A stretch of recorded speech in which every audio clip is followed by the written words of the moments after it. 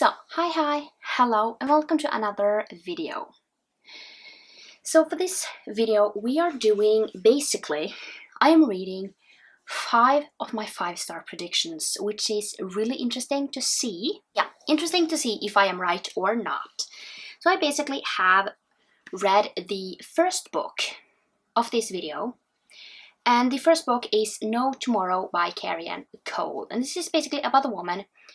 It spans over like 20 years, and basically Piper meets this man called Blue, and basically what happens is that he is a street musician, and basically they have a whirlwind of a romance, and then basically he disappears. He just walks out of her life, and then years later she figures out that he is now a famous musician.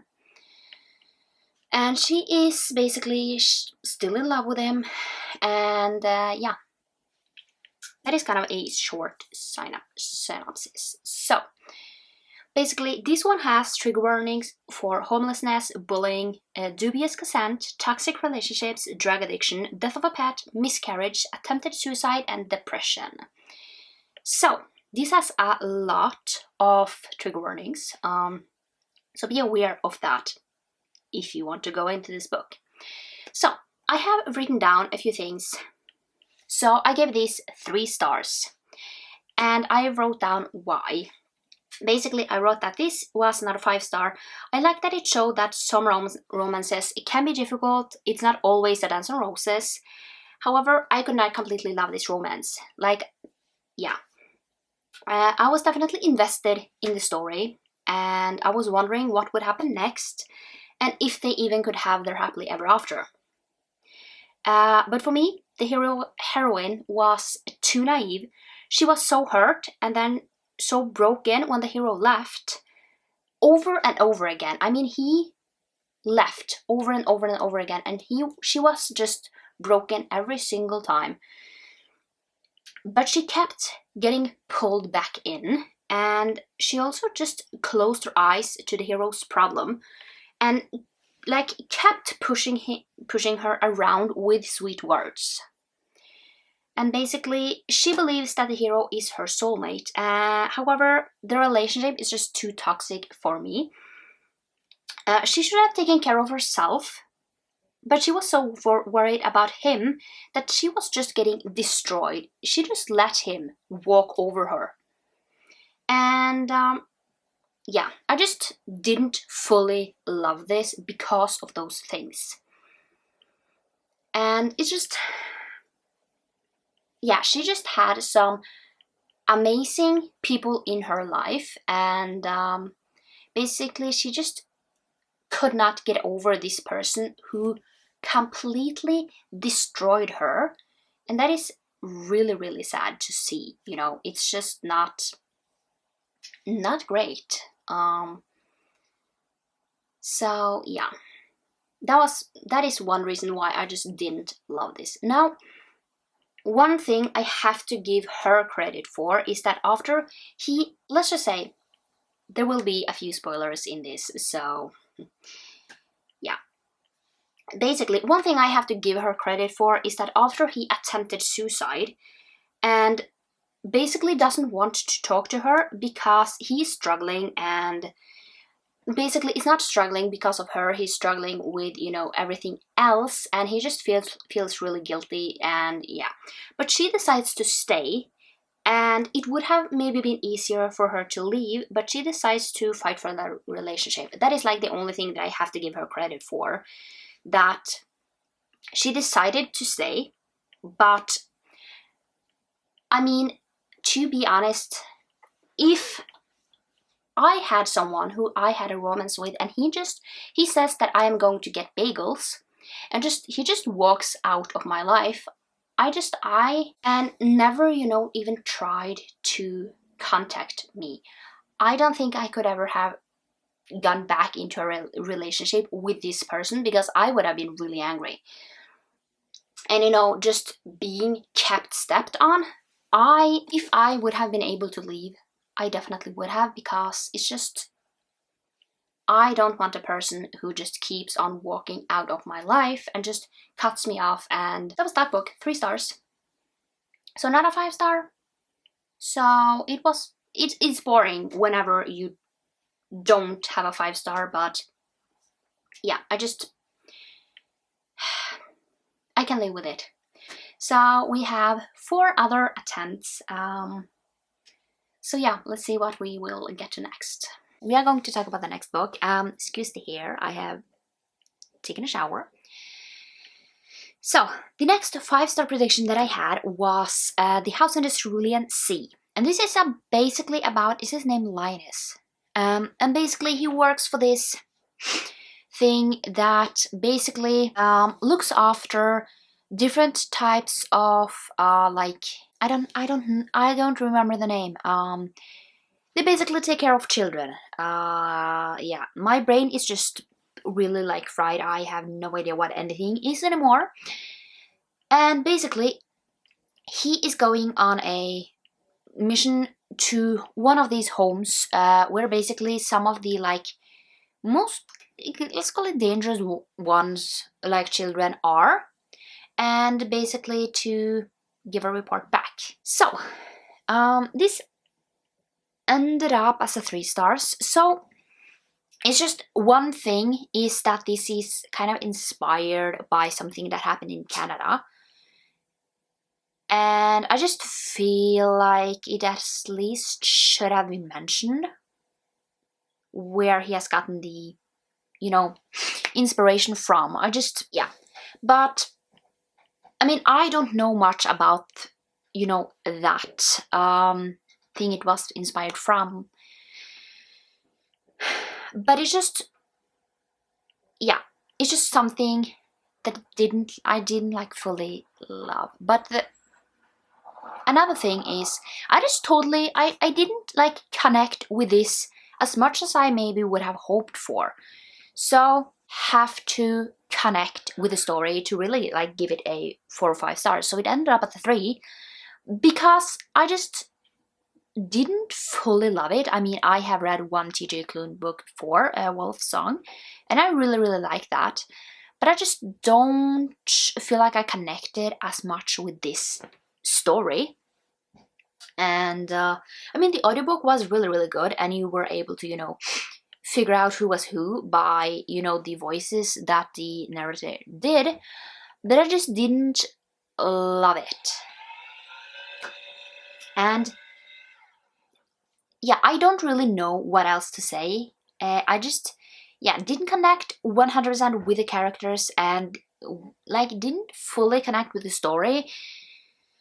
You know, this took like 3.5 hours to listen to, so, you know, sometimes I just felt like I just wanted it to kind of be over.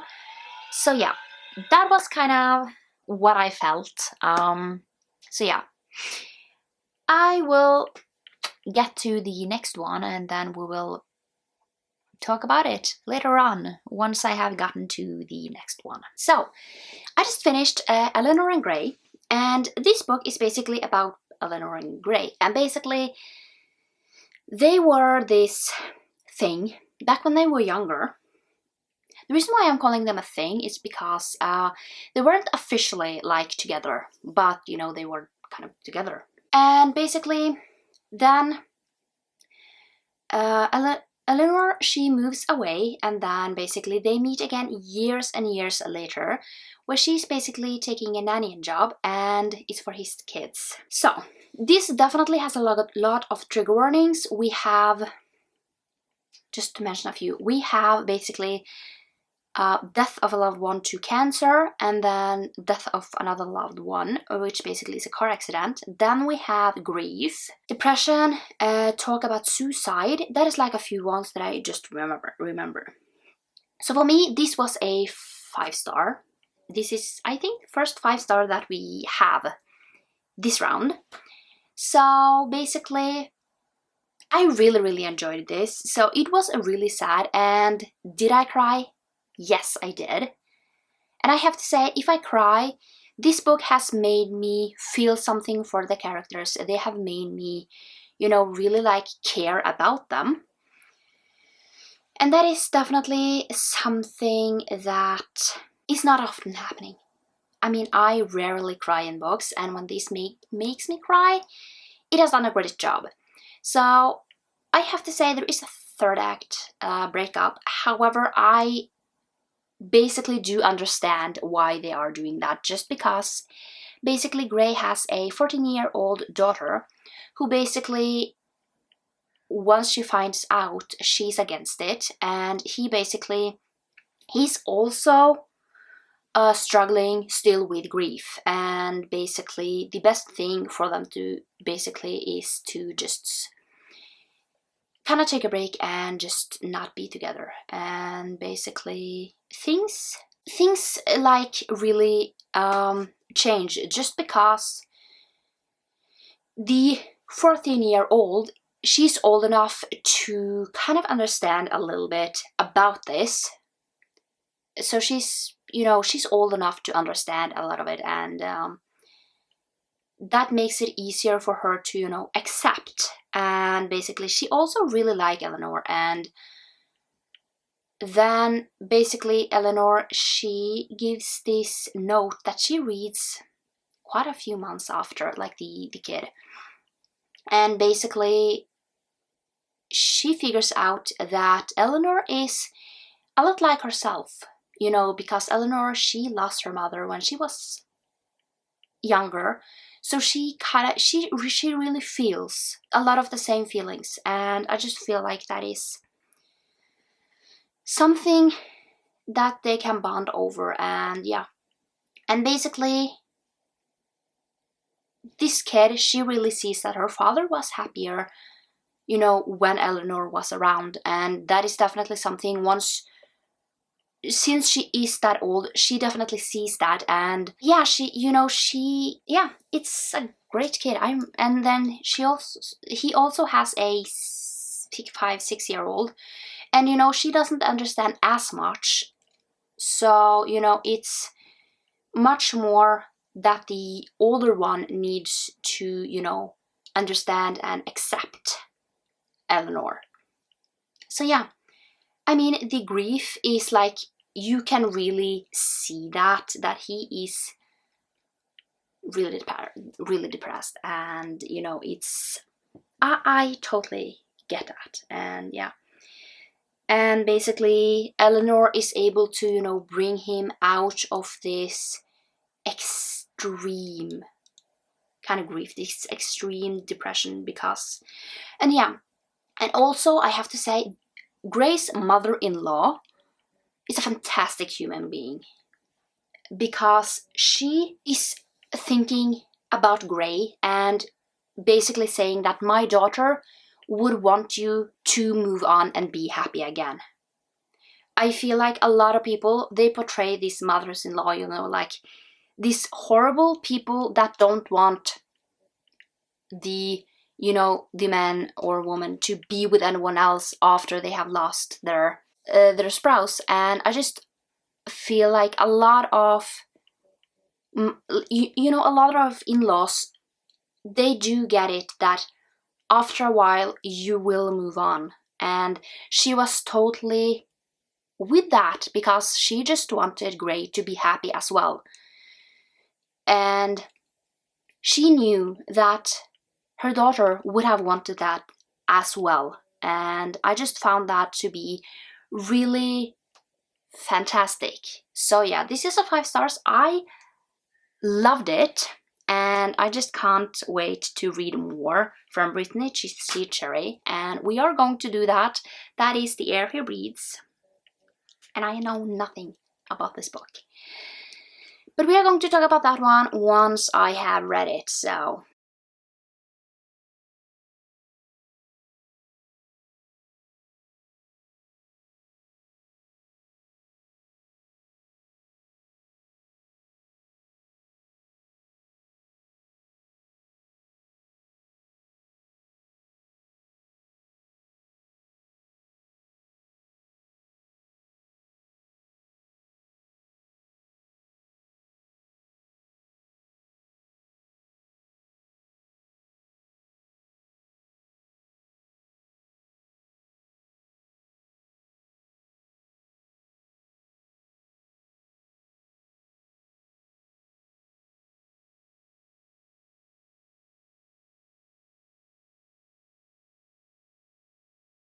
So I have just finished the last book for this video, and that is The Air He Breathes.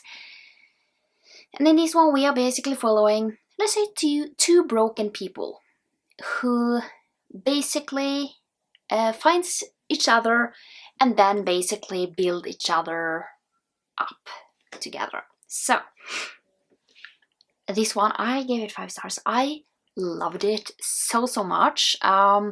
Basically this is like highly like trigger warnings for grief, and both have lost a spouse. Basically she has lost a husband and he has lost a wife and a kid.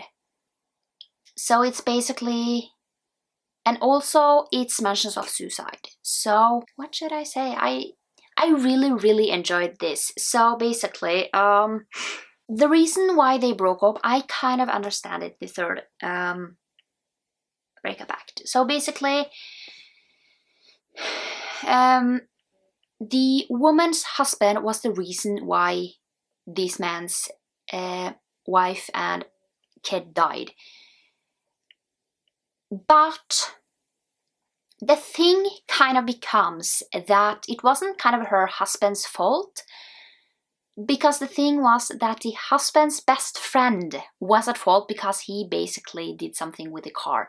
Because this douche of a friend basically liked the wife. So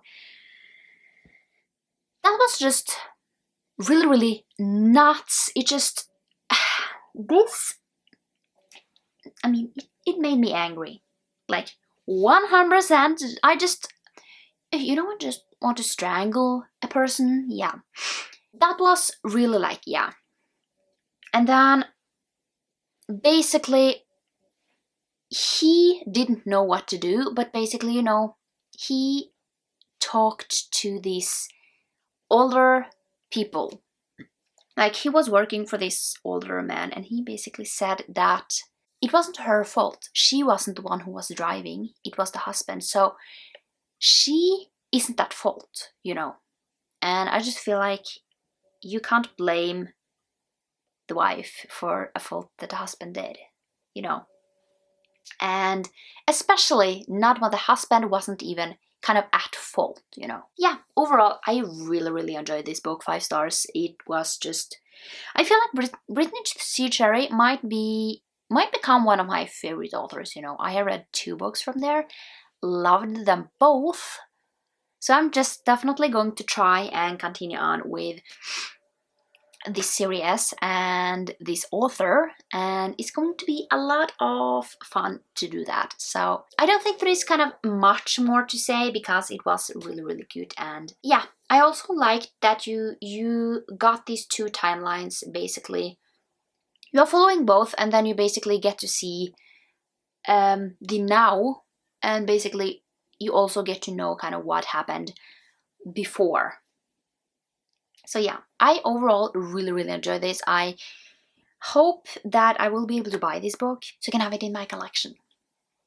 So yeah, I think that's it for this video. I hope you liked it, and I will see you next time for another one. Bye!